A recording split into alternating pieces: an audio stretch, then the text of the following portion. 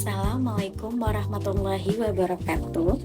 Yang terhormat Bu Yanida Parmiza SOS MM, selaku dosen pengampu mata kuliah komunikasi bisnis. Saya Fitri Nuraini Zainuddin dengan NIM 4312 4010 324. Saya akan mempresentasikan materi dasar-dasar komunikasi bisnis. Pengantar komunikasi bisnis. Komunikasi bisnis merupakan proses penyampaian informasi, ide, atau pesan yang dilakukan dalam lingkungan kerja atau organisasi bisnis. Komunikasi ini bertujuan untuk mendukung efektivitas kerja, meningkatkan koordinasi antar individu maupun tim, serta membantu dalam pengambilan keputusan yang tepat. Dalam organisasi modern, komunikasi bisnis memiliki peran yang sangat penting karena menjadi kunci dalam membangun kerjasama tim dan menghindari kesalahpahaman serta mencapai tujuan perusahaan secara efisien. Ada 7 prinsip yang penting yang perlu kita perhatikan. Yang pertama adalah clarity atau kejelasan. Artinya, pesan yang kita sampaikan harus jelas, tidak membingungkan, dan mudah dipahami oleh penerima. Kedua adalah conciseness atau keringanan. Kita harus menyampaikan pesan secara singkat, langsung ke inti, dan tidak bertele-tele. Ketiga adalah concreteness atau konkret. Pesan sebaiknya spesifik, nyata, dan tidak terlalu umum supaya lebih mudah dimengerti. Keempat ada correctness atau ketepatan. Informasi yang kita sampaikan harus benar, baik dari segi isi maupun pengguna bahasa. Yang kelima adalah completeness atau kelengkapan. Pesannya harus lengkap, tidak ada informasi penting yang tertinggal. Keenam adalah courteous atau kesopanan. Gunakan bahasa yang sopan dan menghargai orang lain. Dan terakhir adalah consideration atau pertimbangan. Kita harus mempertimbangkan kondisi, perasaan, dan sudut pandang penerima pesan. Dan menerapkan ketujuh prinsip ini, komunikasi kita akan jadi lebih efektif dan mudah dipahami. Nah sih, kita tuh mau ngirim pesan, tapi malah disalahpahami. Nah, biasanya karena proses komunikasinya kurang tepat sih. Ayo kita bahas. Pertama, ada sender atau pengirim. Ini adalah orang yang punya ide atau pesan yang ingin disampaikan ke orang lain. Lalu, masuk ke encoding, yaitu proses mengubah ide jadi kata-kata atau simbol. Setelah itu, pesan dikirim lewat channel atau media, misalnya chat, telepon, email, atau ngobrol langsung. Pesan kemudian diterima oleh receiver atau orang yang menjadi tujuan dari pesan tersebut, mencoba memahami dan mengartikan pesan yang diterima. Ini terakhir sih. Feedback atau umpan balik. Ini penting banget untuk memastikan apakah pesan sudah dipahami dengan benar atau belum. Komunikasi tertulis dalam bisnis. Komunikasi tertulis dalam bisnis adalah proses penyampaian informasi melalui media tulisan seperti email, surat, atau laporan. Komunikasi ini biasanya digunakan untuk kebutuhan formal dan sebagai bentuk dokumentasi resmi dalam organisasi.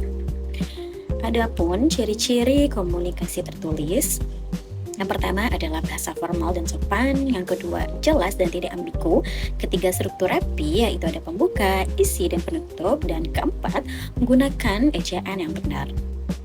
Di sini juga dibahas adapun fungsinya, yaitu untuk memastikan informasi tersampaikan dengan jelas, terdokumentasi dengan baik, serta dapat dijadikan bukti atau arsipan perusahaan. Selain itu juga lebih terstruktur dan mengurangi resiko kesalahpahaman. Selanjutnya, ada jenis-jenis komunikasi tertulis, yaitu yang pertama ada email bisnis, surat resmi, memo, dan laporan, bahkan juga ada proposal. Selanjutnya ada email informasional atau transaction email. Email ini memiliki 3 bagian utama. Yang pertama, subjek email yang berisi informasi, perubahan ketentuan rekening perlu. Yang kedua, isi email yang menjelaskan bahwa nasabah perlu menjaga saldo minimal agar transaksi tetap berjalan, serta tetap bisa menikmati berbagai keuntungan. Yang ketiga, terdapat call to action yang mengarahkan nasabah untuk membaca informasi lengkap melalui tautan yang tersedia. Oke, selanjutnya ada komunikasi dalam negosiasi. Menurut Jackman 2005, negosiasi merupakan sebuah proses yang terjadi antara dua pihak atau lebih yang awalnya memiliki pemikiran berbeda, hingga akhirnya mencapai kesepakatan. Hasil akhirnya pun diharapkan kesepakatan ini tuh menguntungkan semua pihak, sehingga tidak ada yang dirugikan. Di era perkembangan teknologi, sektor transportasi mengalami perubahan besar dengan hadirnya layanan aplikasi Gojek dan Grab yang lebih praktis dan efisien. Namun, kehadiran ini memicu konflik dengan ojek pangkalan. Berdasarkan artikel Kompasiana 2023 oleh Alif Dwi Fadila, konflik terjadi akibat perbedaan kepentingan ekonomi. Berdasarkan artikel di website resmi Pemerintah Kecamatan Solear tahun 2025, solear.tangerangkap.go.id, pada 30 Juli 2025 dilakukan deklarasi damai antara ojol, opang, dan angkot di stasiun Tiga Raksa. Oke, pernah sih kita tuh mau negosiasi tapi bingung gitu mulai dari mana. Oke, ini ada 6 tahapan dalam negosiasi. Yang pertama itu ada persiapan gitu. Contohnya kita ingin membeli laptop.